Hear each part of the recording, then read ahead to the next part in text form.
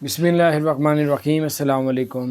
Dubai हुकूमत, Abu Dhabi हुकूमत ने, यूएई हुकूमत ने जो है ऐलान किया है कि अगर कोई गाड़ी अपनी लाइन पे नहीं चलाएगा और कभी इस लाइन में और कभी उस लाइन में जाने की कोशिश करेगा, जो बहुत ज़्यादा उधर होता है और बड़े बड़े एक्सीडेंट पीछे हुए हैं, तो अब उन्होंने 1000 दिरहम का जुर्माने का ऐलान कर दिया है और ब्लैक 4 पॉइंट भी लगा दिए जाएंगे।